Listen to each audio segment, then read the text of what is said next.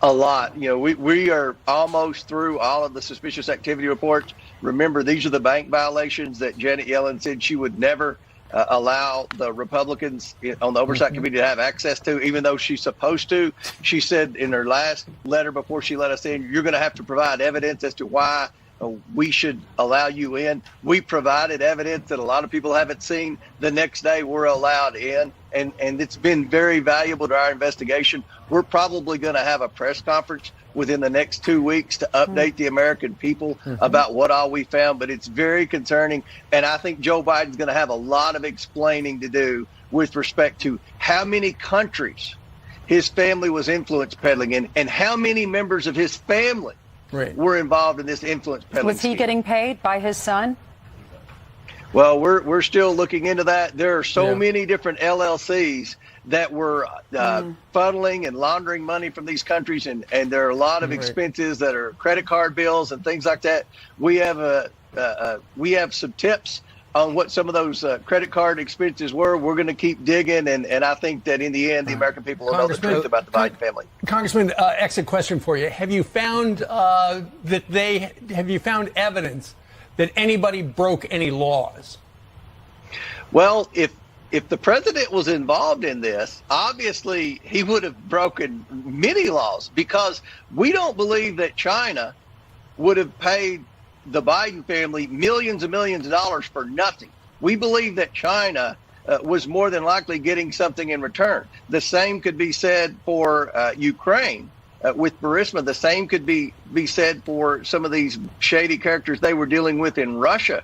So what we're trying to determine is if, in fact, Joe Biden made policy decisions and did things that were not in the best interest of the American people in order to enrich his family, then those are laws that are certainly broken. We're going to fix the laws on influence peddling because this is getting out of control. Absolutely. And if we don't have tighter ethics laws, you're going to have countries like China that are going to come in and buy off relatives of high-ranking government officials. And people are going to say, like the Democrats are saying now, well, they didn't break any laws. Well, we're going to change the laws. But with respect to Joe Biden, we're focused on him because we're very concerned that his family was getting this money because of things he was doing both as vice president and president. Is it true you flipped one of Hunter Biden's business partners is cooperating?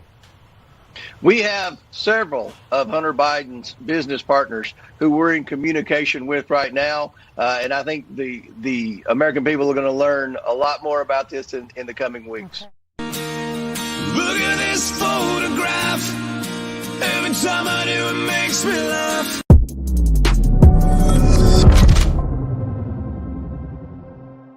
Today is Tuesday, April 11th, 2023. Hunter Biden's lawyer says 3 more legal bombshells loom for Donald Trump. What does he know that we don't?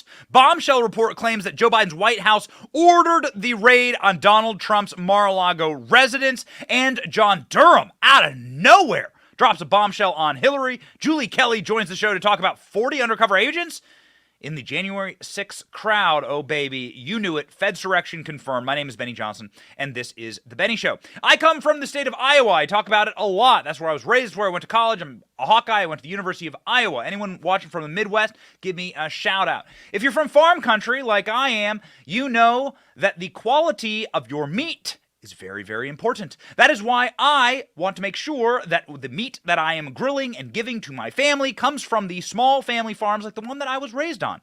You can save the American family farm by ordering from Moink today. Moink delivers grass-fed, grass-finished beef and lamb, pasteurized pork and chicken, and sustainable wild-caught Alaskan salmon straight to your door. Check this out. This is what they sent me just this last weekend. Moink farmers farm like our grandparents did, and as a result, Moink meat tastes like it should.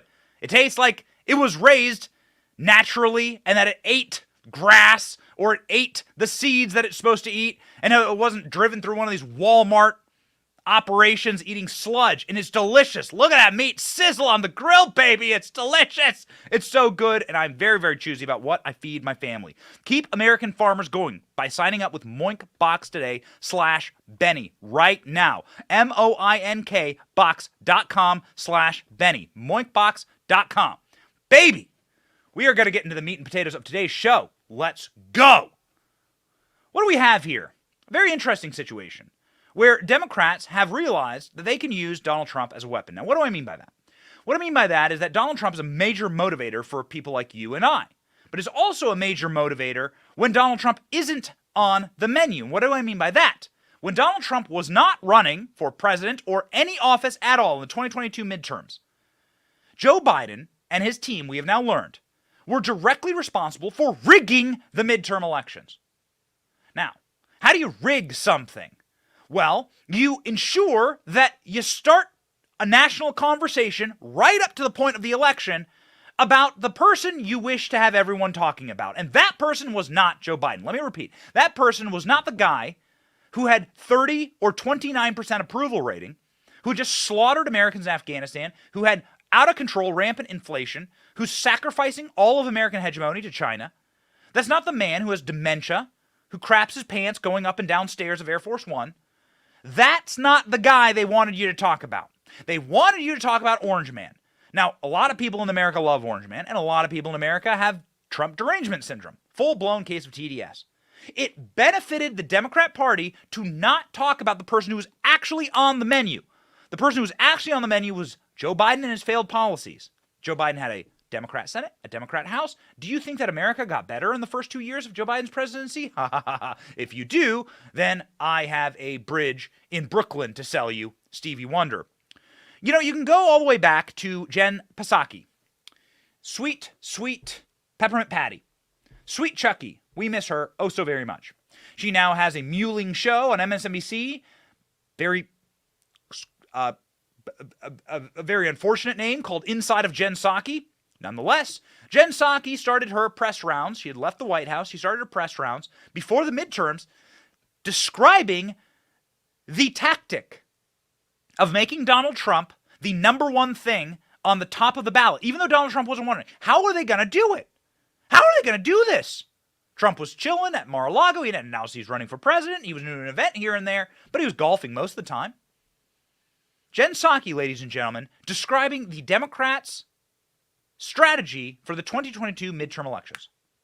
Oh, by the way, Donald Trump is still in some ways, he's not the president of the United States. In his mind, he may be. But in terms of his dominance over the news cycle, the multiple swirling investigations have made him a figurehead in the Republican Party and in national politics. Well, nothing's more of a driving and an excitement factor like Donald Trump for Democrats, right? I mean, they love to be opposed to him because they are. Independents, many don't want to see another reign of Trump, and the more he engages in the race, the more he puts himself out there, the more it's a reminder of what's at stake to people. And having Trump on the ballot is a hugely energizing factor in a lot of these races. So Jen Psaki's a liar, but she was not lying there. That's empirically true. Having Donald Trump on the ballot, now this is crazy. It's crazy listening to Jen Psaki say this. What did Jen Psaki know? And when did she know it? Because she was saying that in the summer of 22.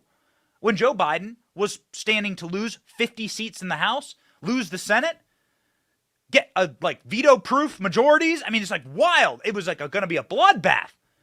How did they stop the red wave? How did they motivate their voters to get out and vote for the equivalent of a flaming pile of dog crap on the front porch?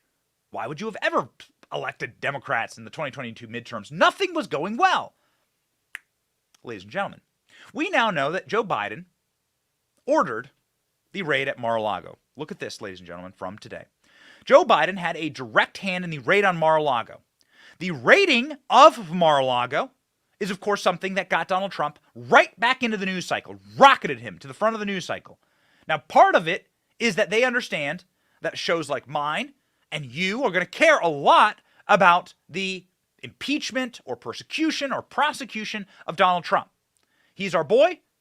He's somebody we care a lot about. He's a vestige for the things that we value in life. He represents us and a lot of our worldview. And so when they raid him, they're like raiding you. Now they're aware of that. And so as soon as they did this, they knew that they would get Donald Trump to the top of the news cycle, that Donald Trump would become the number one issue that Republicans would have to run on, even though Donald Trump wasn't on the ballot. Now, it is electoral reality that you wish, if you want to actually influence your base to run, you got to put a boogeyman, you got to dangle a boogeyman out in front of them. And Donald Trump, for the left, is that boogeyman. All of us know somebody with TDS. All of us can flip on the TV and see someone with TDS, full-blown TDS. Now, why is this an important story? Well, because, one, this proves election rigging. Two, this proves that the Department of Justice was weaponized in order to create now a news cycle. Donald Trump, of course, has the plenary power to keep classified documents. Donald Trump can keep any classified document he wants. That all emanates from the president. This is why Joe Biden's in trouble for this, and Barack Obama is not. Or George W. Bush is not. They're the damn president. They can get their sticky fingers on anything they want. That's just how it works in our society. Joe Biden, knowing that this would look really, really bad, denied straight up that the White House had any involvement. Here's where the impeachment's going to come in. Watch this. The FBI is serving a search warrant on the former president's residence in Florida. Was the president or anyone at the White House aware of that search warrant? Or has anyone at the White House or the president been briefed in the aftermath of that search warrant being executed? No. The president was not briefed, was not aware of it. No. No one at the White House was given a heads up. No, that did not happen. Is the White House at all concerned, given the domestic political climate, but also the signal that it sends to the rest of the world, that the Department of Justice carried out this sort of operation on a former president, that it could even create the appearance of politically motivated prosecution? So first off, and you've heard us say this many times at this podium, you've heard the president say this, the Justice Department conducts investigations independently, and we leave any law enforcement matters to them.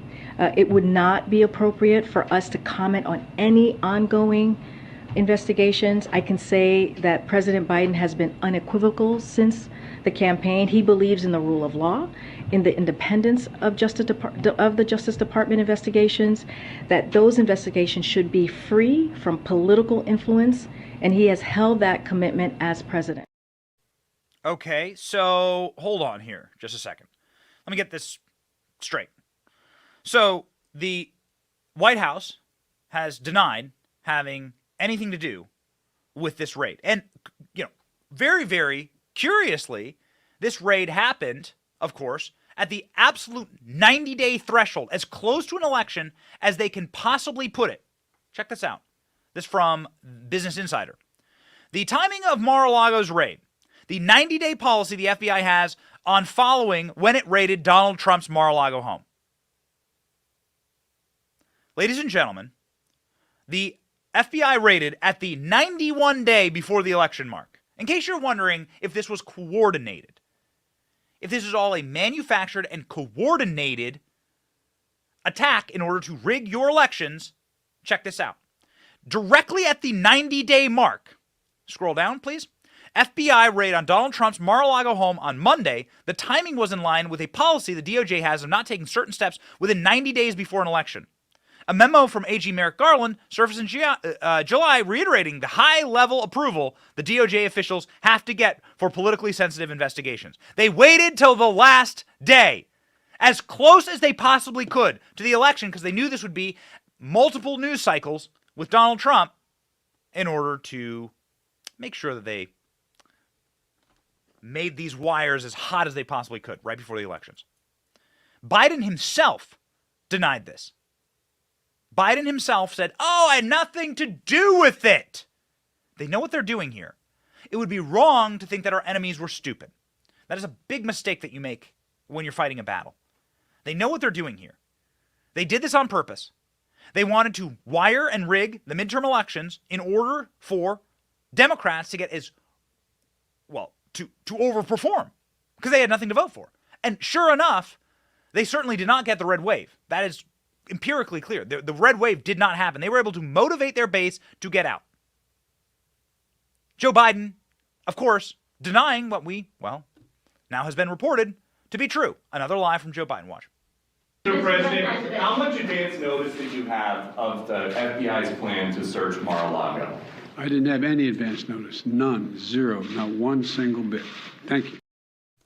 So, not one single bit. Nothing. Zero. Nada. Ladies and gentlemen, from the Breitbart article, Joe Biden's administration was involved in the raid on former President Donald Trump's Mar-a-Lago residence from a special access request, according to the documents obtained from the National Archives by America First Legal. On August 8th, 2022, the Federal Bureau of Investigation raided Mar-A-Lago on the grounds of retrieving alleged classified documents. According to the establishment media, the Biden administration was stunned, but documents show that the FBI obtained access to the records through a special access request from the Biden White House on behalf of the DOJ, contradicting what they had told the American people.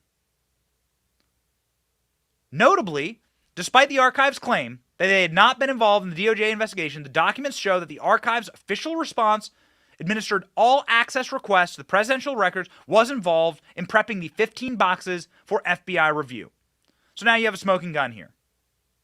You officially have the smoking gun for the Biden White House fiddling around inside of this raid of Donald Trump. And ladies and gentlemen, that's exactly what Trump team said at the time. Eric Trump saying, make no mistake, this did not happen without Joe Biden's explicit approval. Biden ordered this raid on his number one political enemy. Go. But this is the system. And make no mistake, Jesse, I mean, I know the White House as well as anyone. I spent a lot of time there. I know the system.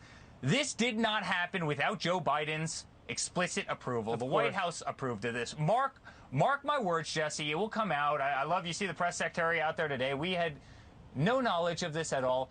Give me a break. A field office wouldn't take, they wouldn't even think about doing this without the sign-off of the President of the United States. This is raiding one of the most famous houses on planet Earth, one of the most famous people, probably the most famous person on planet Earth. So, ladies and gentlemen, we're going to put up something we put up virtually every single show. It's the Marco Polo report on Joe Biden's laptop.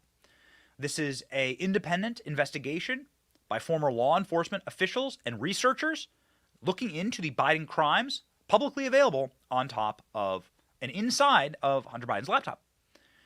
Inside of this report, you find 450 verifiable federal laws broken by the Biden family in clear view. These are some mundane laws, like accounting errors. That's what they're going to charge Donald Trump with. 300 years in prison, you see, in New York. These are also some very severe laws, like human trafficking and FARA violations, foreign agent registry violations. These are some of the biggest crimes you can commit. Now, you haven't heard anything about the investigations into Hunter Biden, have you? You've heard nothing about investigations into Joe Biden, have you? It has been simply a steady drumbeat of Donald Trump, Donald Trump, Donald Trump, Donald Trump, Donald Trump. Being ratcheted right back up with the arrest last week, and they will continue, because that is the strategy. The strategy is to keep Donald Trump in the news. Now, that was their strategy in 2016. That didn't work out great for them, but they've wised up now. Now they have full control over the judiciary and the weaponized Department of Justice, and they're going to go and leverage that directly against Donald Trump. According to a report, 3 more legal bombshells loom for Donald Trump over the next few weeks. Hunter Biden's sugar brother attorney claims in texts, what does he know that we do not? This is from the Daily Mail. The Daily Mail writes that the man who pays for Hunter Biden's bills, all of his legal bills, nobody's quite sure why Kevin Morris, the dumbass lawyer from Hollywood, total creep, is essentially saying that Donald Trump's going to have 3 more major legal bombshells. But we do know that Donald Trump will be traveling up to New York, breaking this morning, again this week, to answer questions about another investigation into his business. Don't you worry if you miss the Trump news. There'll be 3 more over the next few weeks, Morris wrote. We know this is an exchange about Donald Trump's arrest.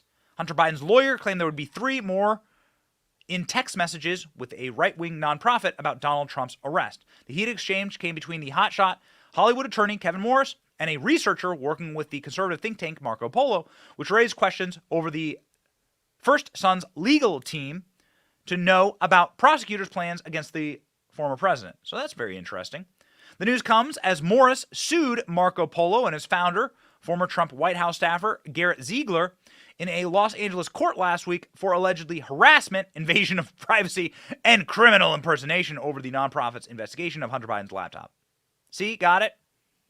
Report, true thing, get sued. So Kevin Morris has been paying off Hunter Biden's taxes. Nobody is quite sure why this is happening. Maybe the guy likes crack. I don't know. I'm not sure. I know that Hunter Biden has an enormous amount of crack cocaine. Hunter Biden knows how to purchase guns and lie on his federal NICS forms and somehow stay out of prison. It's incredible. He's the magic man. I guess it'd be important to have someone like that around if you yourself are a scumbag greaseball lawyer. This is the lawyer for Hunter Biden reaching into his own pocketbooks and paying off Hunter Biden's taxes. Not normal, actually, in the legal profession. Go. And now they find out Hunter was selling access to anybody. If you want an access pass to the Biden family, all you have to do is be Hunter's sugar brother, pay off his taxes so he can blow his cash on vacations to Hawaii. You think we're kidding? We're not. Hunter's sugar brother, Kevin Morris, paid off $2 million in Hunter's IRS debt. You think the guy's just being nice? No. It's hush money. The media went after Trump for settling with Stormy Daniels for $135,000. They claimed it was hush money to win an election, but Trump would have paid off the woman anyway, whether he was running or not. But someone pays the president's family $2 million in tax bills before an election. How is that not hush money? How is that not a campaign finance crime? How indeed? Really an important question, ladies and gentlemen. And it's so corrupt, in fact, the Hunter Biden legal team. And again, where are the prosecutions? Where are the Republican attorney generals? Where are the district attorneys? Hunter Biden was flying all over the country, smoking crack all over the country, buying illegal firearms all over the country. He did this kind of stuff inside of red states. He did this kind of stuff in Texas and in Florida. The Bidens had a compound in Florida. Did you know this? That a compound in Florida. The president's brother, Jim Biden, was doing dirty business down here, trying to sell his services to a healthcare company in Florida. What the hell are the charges? Apparently, if these people step foot in or smoke a crack pipe in your state, well, the new rule is that you can then charge them. So let's get going, Republicans. Chop, chop. It is a nightmare for Hunter Biden's legal team. Hunter Biden's lawyers have been quitting en masse, something that they don't want you to know, because his legal defense is such a disaster, mainly because of this Kevin Morris sleazebag. Hunter Biden's lawyers have been fleeing his defense. Watch. Their investigations into Hunter. Now, it looks like Hunter's pricey legal team is beginning to crack. According to leaks, Hunter's sugar brother, Kevin Morris, the guy who paid off $2 million in Hunter's back taxes, has been clashing with Levy. And Hunter's sugar brother went out looking for a plan B. So they brought in the big guns, the attorney Democrats run to when they're in deep doo-doo, Abe Lowell, whose first order of business was firing off a blizzard of frivolous legal threats to everybody. But Levy, the guy who just quit, thought was a terrible idea, and he warned Hunter it would be a PR stunt, which it came off as. But Hunter and his sugar brother didn't listen to him. They're sticking together. Sugar brothers stick together. And they told him to take a hike, and he's out. Now, say what you want about lawyers, but they're not dumb. And they know when to get out. So, when to get out, ladies and gentlemen. When indeed. Well, there is a major reason to get out of New York. Donald Trump will have to head back to New York this week. Trump's circus coming back to the Big Apple. Former president could return to New York this week to be grilled by Letitia James, another person who ran on indicting Donald Trump. In order to counter that, the Republicans are having a hearing inside of Manhattan at a federal courthouse across the street from where they arrested Donald Trump, having a hearing on the victims of Alvin Bragg. Former President Donald Trump is expected to be in New York, back in court on Thursday. Outlets including ABC News reported this on Monday.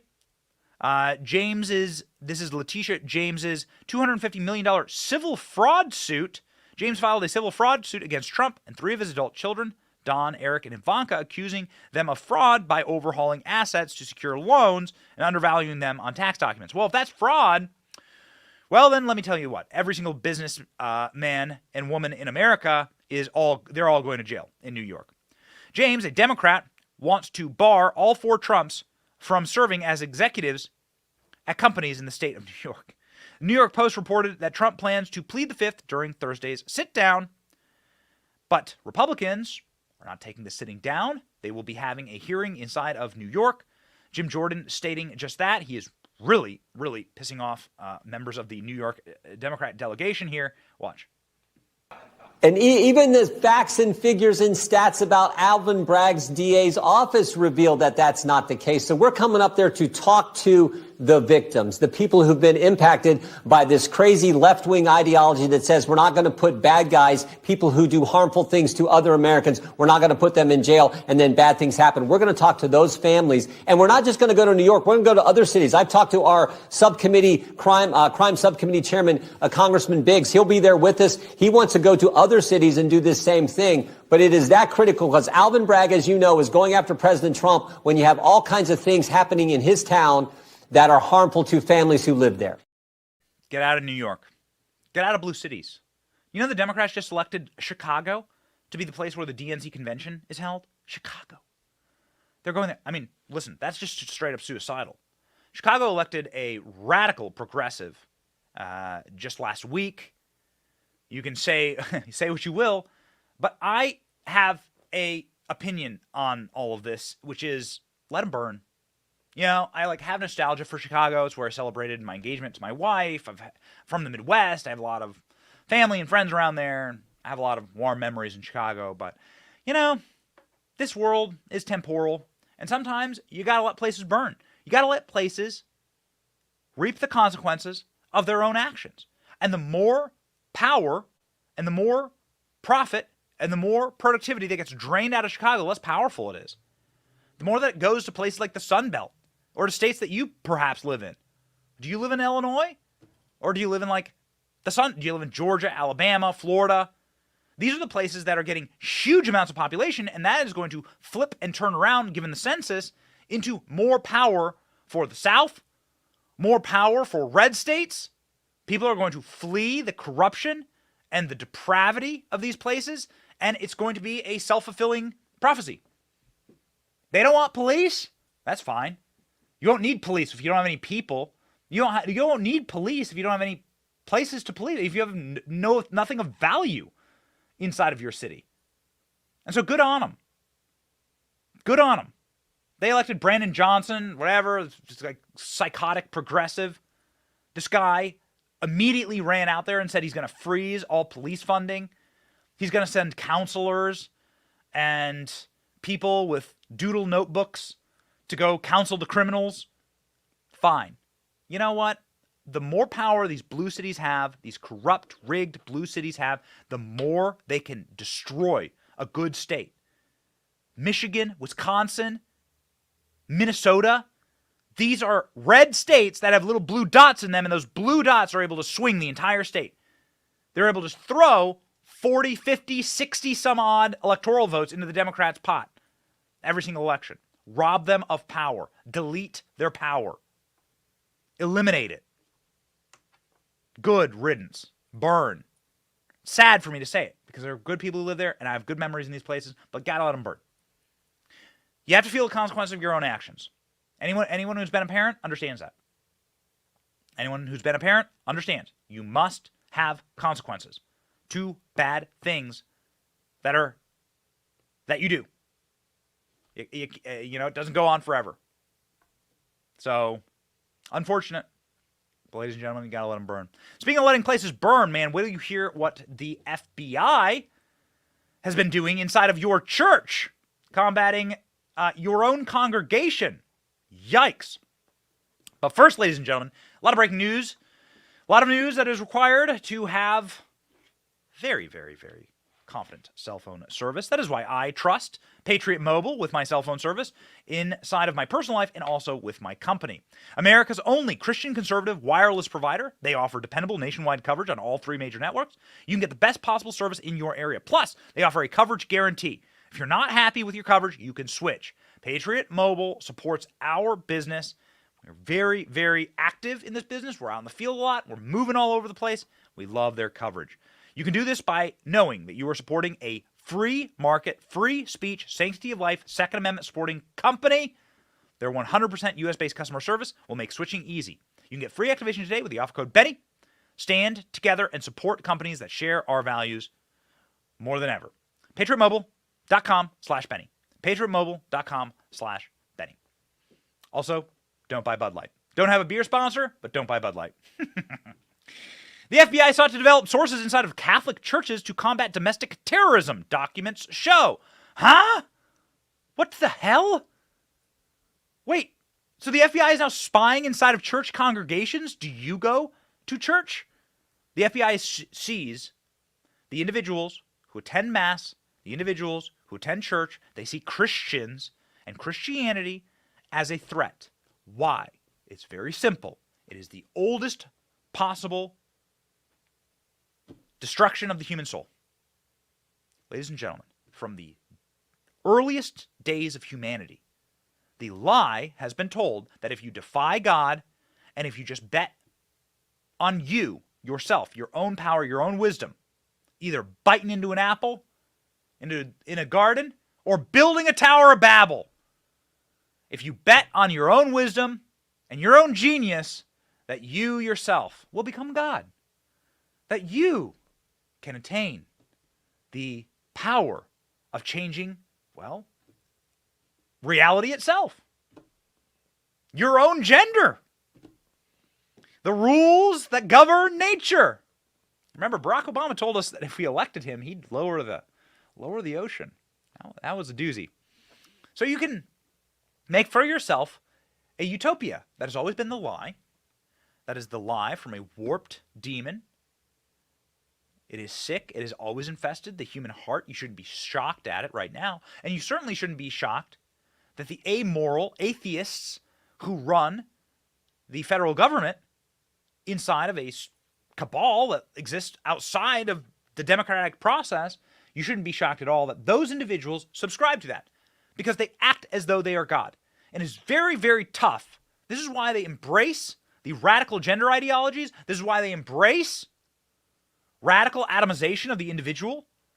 They promise you absolute personal freedom, which is a lie, of course. Freedom is slavery. That's the first line out of 1984's George Orwell's 1984. Freedom is slavery. What do they mean by that? Well, because if you're absolutely free to behave in any way that you possibly want, well, that's just tyranny, actually. When there are no rules that govern man, that's just tyranny. That's not liberty. Liberty is structured order that allows for human flourishing. What they're offering you is slavery. And it's become clear more and more to the very day that the same Justice Department that went after parents who wanted to be involved in their children's schooling is now going to go after Christians. This has been promised to us. This is normal. This is demonic, fallen, hedonistic natures. So you shouldn't be necessarily scared of it, but it is real. And they're doing it, baby. The FBI recently sought to develop sources inside of the Catholic Church and the Christian Church and Catholic diocese, forgive me, correction there, as part of an effort to combat domestic terrorism, according to internal documents released by a House Judiciary Committee on Monday. The internal documents obtained last month by the House Judiciary Chairman Jim Jordan and Mike Johnson, who are members of the Weaponization Committee, showed the FBI plan to use churches as a new avenue to tripwire and source development. Federal law enforcement agencies also aimed to specifically target mainline Catholic parishes as part of its effort. Have you ever heard them going after the main lines for Antifa? Have they put any tripwires inside of the radical trans organizations?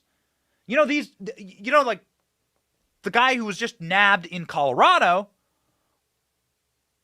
was a transgender would-be mass shooter. He had Donald Trump's name on his hit list. The killings in Nashville, the slaughterings in Nashville, was a targeted attack, a hate crime against Christians. It's now 3 weeks old. Where the hell is the manifesto? Where? They don't want to release it.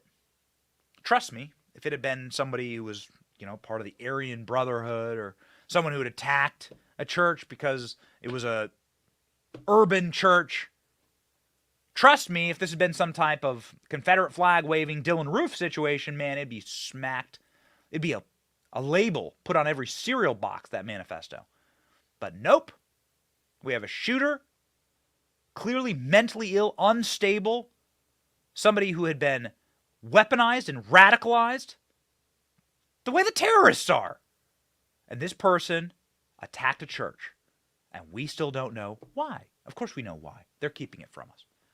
And now, in order to add further salt in the wound and insult to injury, they're going after the churches. Because, of course, you're the radical. Of course, you're the terrorist. Noticing that you're under attack makes you the enemy. Ooh. Ooh, it is evil personified. Ladies and gentlemen, Jim Jordan going beast mode. We got to get him back on the show, ALX. Jim Jordan going beast mode on this. Jim Jordan himself, a Christian. They were looking, the FBI in the Richmond field office was looking to put sources in churches, have informants in Catholic parishes. That's what they were looking to do. Someone needs to give them a lesson in the First Amendment. This memorandum that they put together that we now have, this memorandum talks about doing just that. And it was signed off on by 2 senior analysts and the chief division counsel there. How can a lawyer sign off on something like, and frankly, but for the whistleblower, I don't know that this wouldn't still be going on. And this thing was sent out to all the other field offices. Now stop and think for a second. Yesterday was probably more Americans in church than any other day of the year. The day we celebrate the resurrection of our Savior. Millions of Americans going to church. Now what if this FBI thing would have been carried out? There would be people in the church spying on fellow parishioners, fellow churchgoers. That's what they were looking to do. That's how scary this is, what they've done to the First Amendment. And when you put it in context, remember, the FTC a few weeks ago, we learned, was asking a private company, who are the journalists you're talking to? Name 4 personally. 2 of those journalists testified. When one of them's testifying, while Democrats are asking who his sources are, the FBI is knocking on his door. And now we learn that here in the last month, now we learn that the FBI was looking to put informants and develop sources in churches where you go to talk to your pastor, to your priest, looking to do that. So, if you are of the Catholic tradition, shout out in the comment section. Are you Catholic? Are you practicing Catholic? Shout out in the comments. No hate. No hate. Love. Love. I have dear, dear Catholics in my family. My wife and I are more raised in the non-denominational Baptist tradition. That's where I come from. But nothing but love for my Catholic brothers and sisters. But, let me ask you something. When you go to confession, you ever think that maybe you're the person on the other side of that booth might be giving the information that you're confessing to the government? You ever thought about that? Confession is, of course, a tradition in the Catholic Church. It is a sacrament. It is important. Again, no hate. Nothing but love for me, for my Christian brothers and sisters all around the world. When you walk into that confessional booth and you sit down and the Catholic liturgy demands that you confess your sins to that priest, you know the government is putting microphones in there? Metaphorically or maybe physically? Do you realize, like, at what point do you sort of like take a step back and wonder if you're living under the Antichrist government already? What kind of bastardization is this? Meanwhile, our cities are being burned down, our children are being gunned down by an actual terrorist movement, an ideology that thinks they're God, and the government protects them. It is the anti-Christian ideology. It is anti-Christian, period. On its face, full stop. We have another mass shooter yesterday. My heart goes out to the people in Louisville. I've been to Louisville. Love that city. Ain't nothing wrong with it. I love Kentucky. Did my bachelor party in Louisville. It's a great city. Rad city. Louisville, there was a horrific bank shooting yesterday. Guy used pronouns, he, him. Guy was a leftist. This guy was not a Donald Trump supporter. Not according to his friends, according to the news. I'm not trying to, like, put blood libel on people. But I am trying to say that there is a mental illness problem in this country masquerading as a spiritual problem. My heart, my whole heart goes out to the people who lost their lives. I believe there were 4 individuals who lost their lives. And once more, There's a cop who had just graduated who actually saved these individuals. And we deeply honor and respect that man's work. I believe that police officer, ALX can let me know, but I believe that the police officer is still struggling for his life in the hospital. Protect our police, protect our cops, protect our children and their minds from this mush. You're not going to get the fulfillment that you want if you believe the lie that you are God and you can change reality around you. There is a God, and all creation speaks to his design. So don't fight it. The FBI is certainly fighting Christian orthodoxy. Josh Hawley, a spectacular Christian in Congress, the Senate, from the state of Missouri, going directly at this question of targeting parents and Christians. This is a hot tamale. Watch. The FBI field office in Richmond on the 23rd of January of this year issued a memorandum in which they advocated for, and I quote, the exploration of new avenues for tripwire and source development against traditionalist Catholics, it's their language, including those who favor the Latin Mass. Attorney General, are you cultivating sources and spies in Latin Mass parishes and other Catholic parishes around the country? No, the Justice Department does not do that. It does not do investigations based on religion. I saw the document you have. What did you do about it? It's appalling. It's appalling. I'm in complete agreement with you. I understand that the FBI has withdrawn it, and it's now looking into how this could ever have happened. How did it happen? That's what they're looking into. But I'm totally in agreement with you. That document is appalling. I'll tell you how it happened. This memorandum, which is supposed to be intelligent, cites extensively the Southern Poverty Law Center, which goes on to identify all of these different Catholics as being part of hate groups. Is this how the FBI, under your direction and leadership, is this how they do their intelligence work? They look at left-wing advocacy groups to target Catholics? Is this what's going on? I mean, clearly it is. How is this happening? The FBI is not targeting Catholics, and as I've said, this is an inappropriate memorandum, and it doesn't reflect the methods that the FBI is supposed to be using. No, it's inappropriate. I rule that it's inappropriate, and that's the fake gavel I got because I'm not on the Supreme Court. Because even somebody who is a Galapagos turtle with the nose of a tortoise, Mitch McConnell, was able to sniff me out as a vicious, extremist radical. I'm Merrick Garland. It's inappropriate. Okay, well then who's been fired, pal? Hey, buddy, whose head's rolled? Where's the accountability? There's Merrick Garland straight up admitting that this is true. They're snooping in and sniffing through your churches now. It's Antichrist stuff. It's Antichrist stuff. How serious are they about going after our movement, our culture? Well, okay, so it used to be their culture.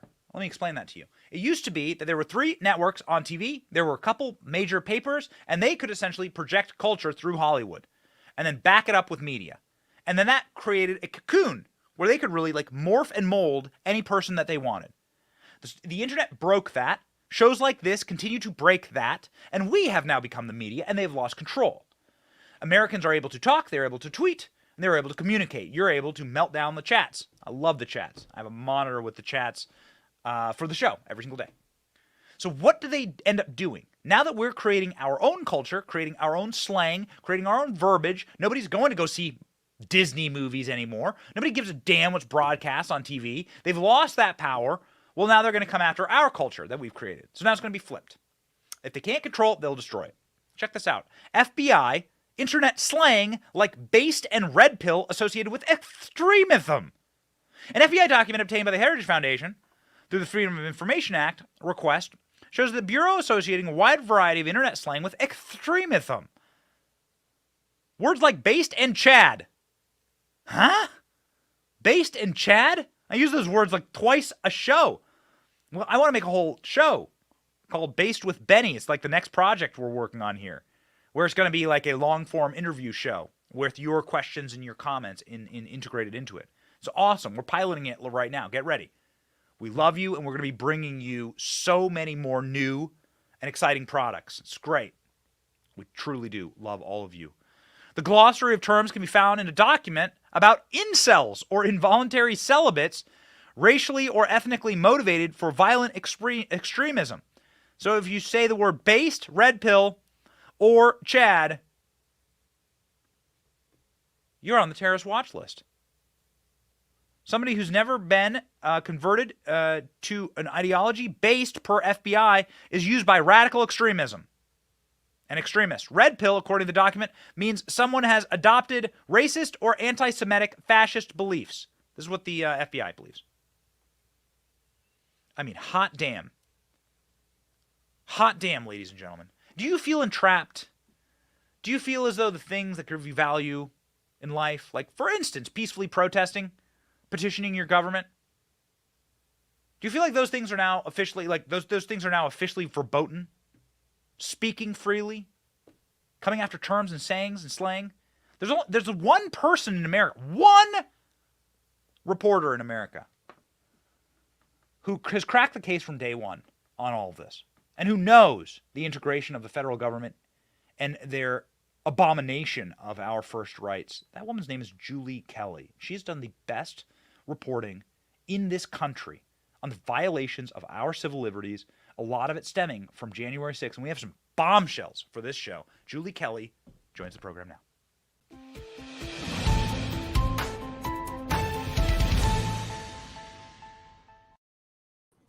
Julie, thank you so much for being on the program. 40 undercover agents? What? I'm just going to start right now. I'm high energy this morning. The hell? You have come on the program. You've been a friend of the show. We thank you for that. You've always told me there were undercover agents.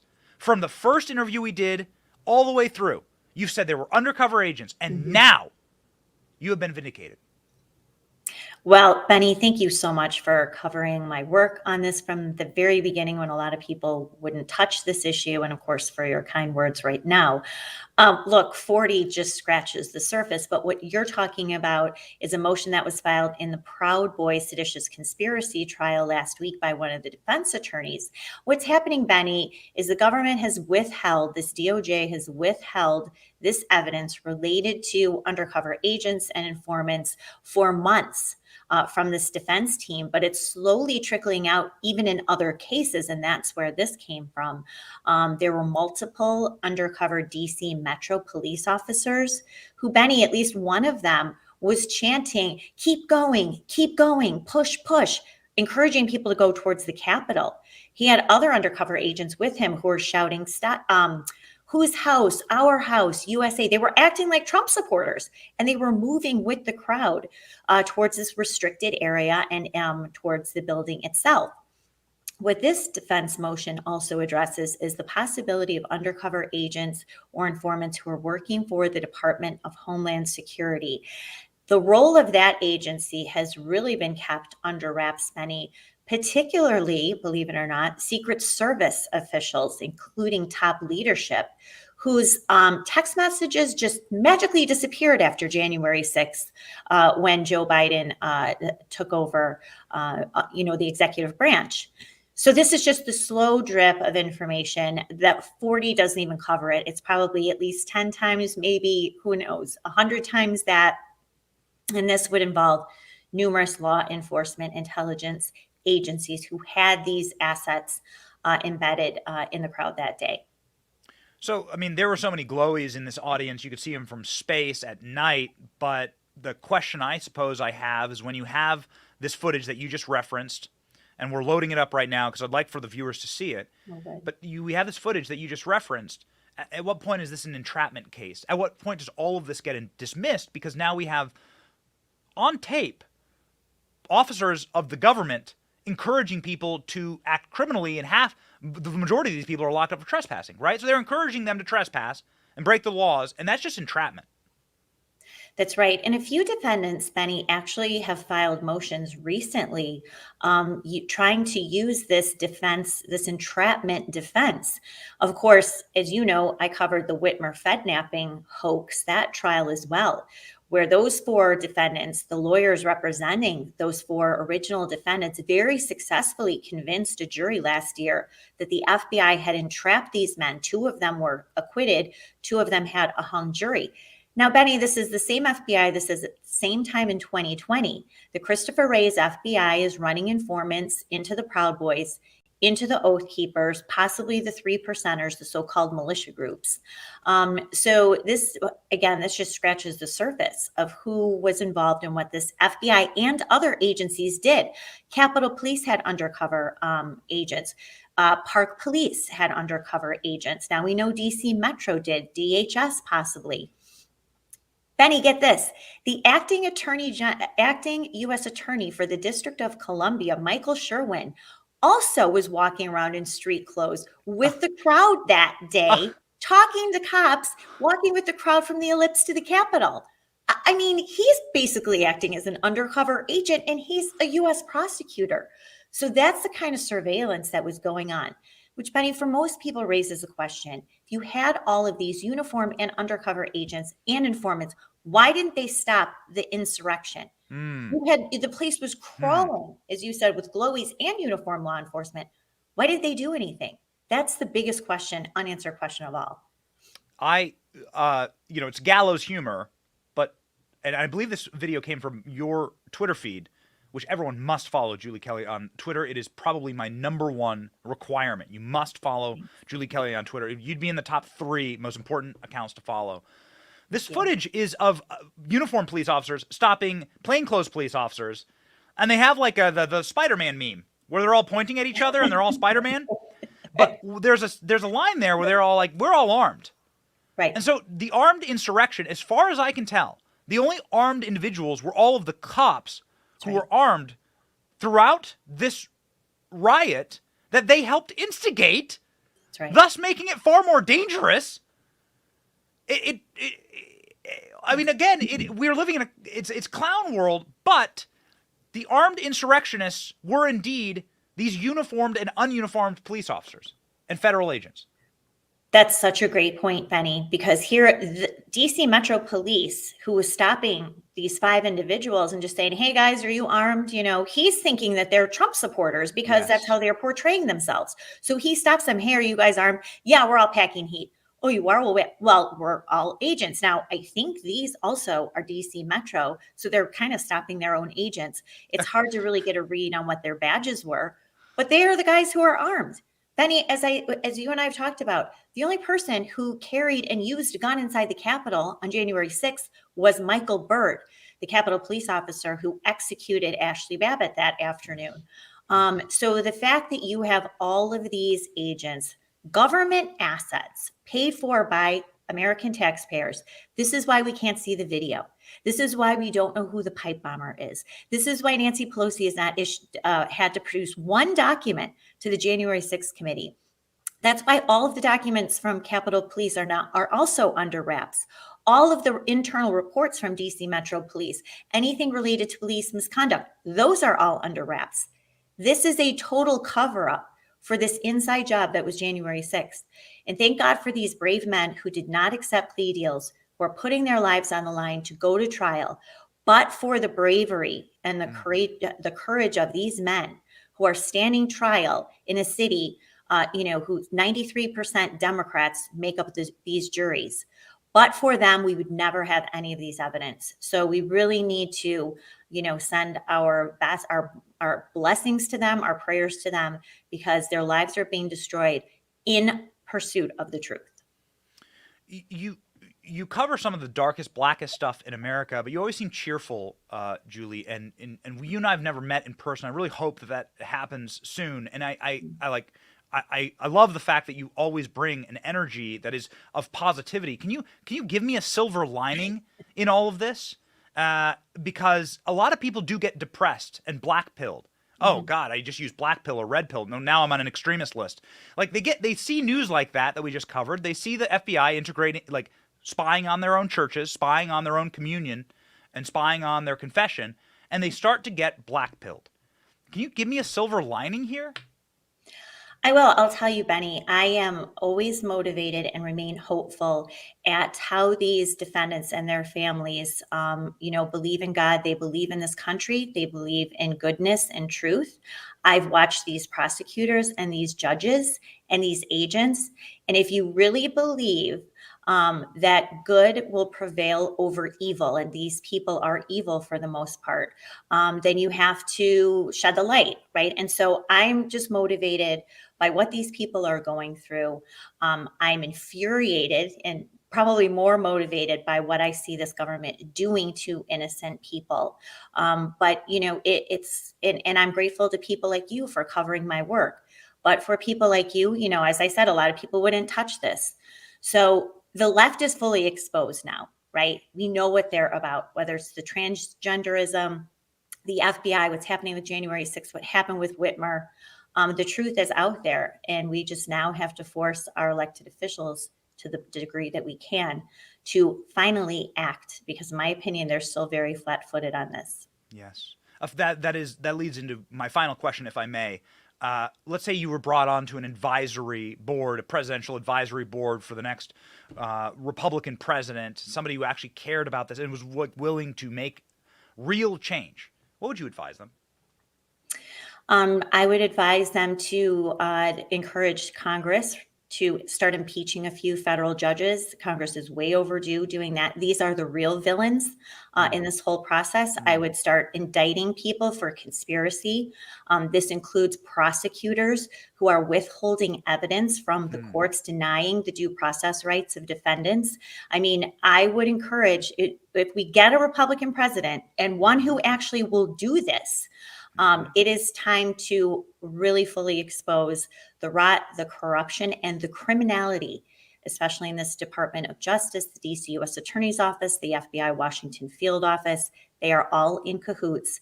And it's time for people finally to pay a legal price for what they've done to this country and to these people specifically. Yeah.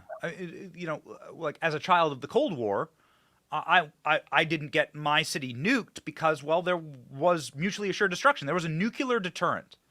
And one side nuking the other side when we have nuclear weapons of our own and we never launch them.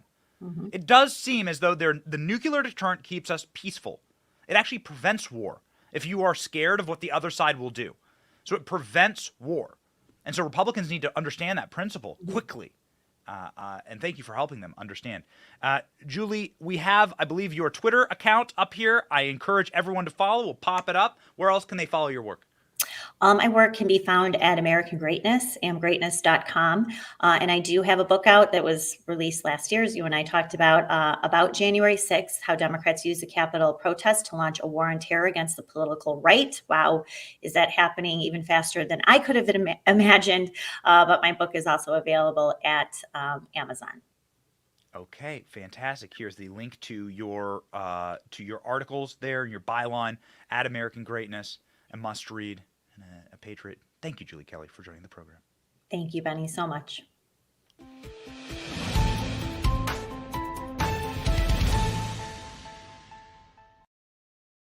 Well, how are you going to combat Julie Kelly and her reporting?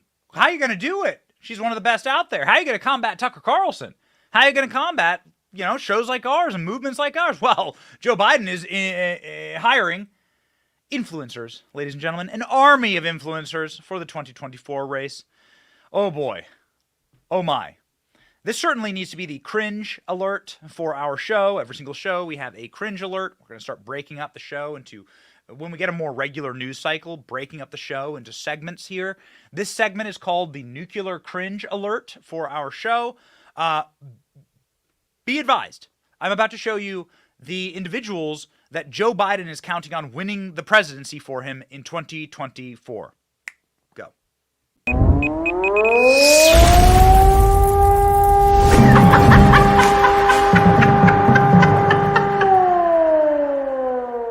Let me tell you something. Gen Z is going to make sure there's a blue wave in 2024. Republicans have no policy to help young people. They're literally trying to take away our rights. They are, and Harry, myself, and millions of other Gen Zers have a message to send, and I promise you, Republicans mess with the wrong generation. Let's go!